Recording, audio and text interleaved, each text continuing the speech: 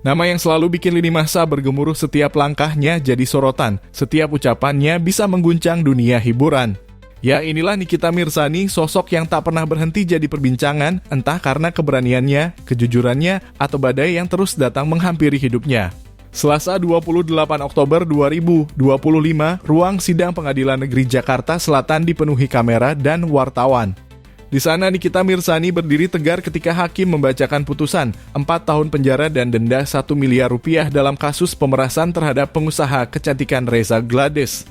Pak, menjatuhkan pidana kepada terdakwa oleh karena itu dengan pidana penjara selama 4 tahun dan pidana denda sejumlah 1 miliar rupiah dengan ketentuan apabila pidana denda tersebut tidak dibayar diganti dengan pidana kurungan selama 3 bulan.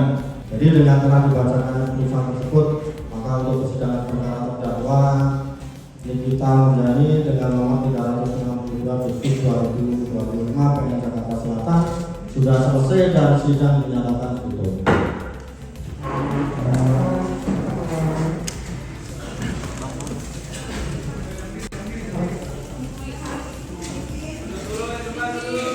Vonis itu memang lebih ringan dari tuntutan 11 tahun, tapi tetap mengguncang publik.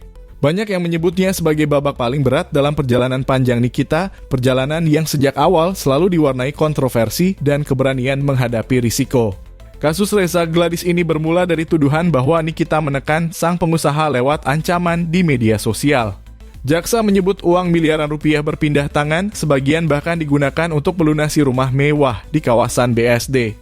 Namun majelis hakim akhirnya hanya memvonis 2 pasal, pemerasan dan pencemaran nama baik. Tak terbukti adanya tindak pencucian uang. Kuasa hukum Nikita pun menegaskan mereka masih mempertimbangkan langkah banding. Akhirnya kita semua bisa menyaksikan sama-sama bahwa tinggal 1 pasal yang ada, 23 ayat 2 TPPU-nya alhamdulillah sudah hilang.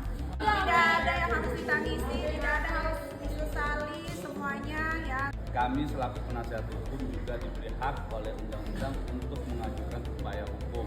Ya. Nanti kami tim akan berdiskusi terkait dengan putusan ini seperti apa bagusnya, akan kita ambil langkah atau sikap yang tepat, yang terbaik untuk Niki itu sendiri. Tapi yang kita prediksikan itu saya berdiskusi berkali-kali sama Nikita, insya Allah 1000% TPPU tidak terbukti.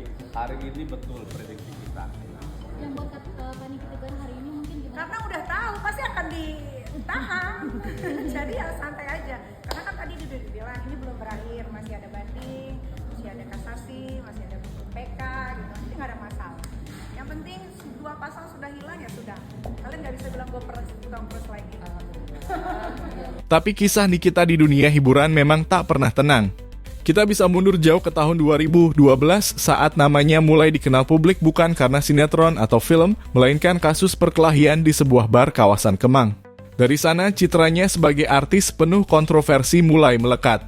Namun anehnya justru dari situ pula Nikita tumbuh menjadi sosok yang berani jujur dan tidak takut menghadapi konsekuensi apapun. 3 tahun kemudian, ia kembali jadi headline karena kasus yang sempat menyeret beberapa nama artis. Tuduhan keterlibatan dalam praktik ilegal di sebuah hotel Jakarta. Namun setelah penyelidikan panjang, tuduhan itu tak terbukti. Nikita bebas, tapi reputasinya berubah selamanya. Sejak itu publik seolah melihat Nikita sebagai magnet kontroversi. Dicintai dan dibenci dalam waktu yang sama. Di era media sosial, Nikita menjelma jadi simbol keberanian bersuara. Ia tak segan menegur siapapun yang dianggapnya salah. Dari selebritas, pengacara, hingga tokoh publik ternama. Sebut saja perseteruannya dengan Elza Syariaf, Dito Mahendra, atau bahkan Baim Wong. Setiap konfliknya selalu trending menciptakan 2 kubu, mereka yang menilai Nikita arogan dan mereka yang melihatnya sebagai cerminan kejujuran di dunia yang serba berpura-pura. Tapi badai tak cuma datang dari luar. Kehidupan pribadi Nikita pun penuh ujian, pernikahan yang kandas, konflik rumah tangga, hingga pertengkaran terbuka dengan sang anak, Loli. Perselisihan itu jadi sorotan publik bukan hanya soal hubungan ibu dan anak, tapi juga benturan 2 generasi di dunia digital yang begitu terbuka. Meski banyak yang menyayangkan caranya, Nikita selalu berkata, "Saya cuma apa adanya. Saya tidak berpura-pura." Kini ketika vonis baru dijatuhkan, banyak yang kembali bertanya, apakah ini akhir dari perjalanan Nikita Mirzani? Atau justru awal dari babak baru yang akan membuktikan keteguhannya? Karena satu hal yang pasti di tengah semua badai, Nikita tetap berdiri. Mungkin bukan sosok sempurna, tapi selalu jujur pada dirinya sendiri. Dan mungkin itu yang membuatnya tetap relevan, tetap menarik, dan tetap jadi cermin dari dunia hiburan yang penuh warna.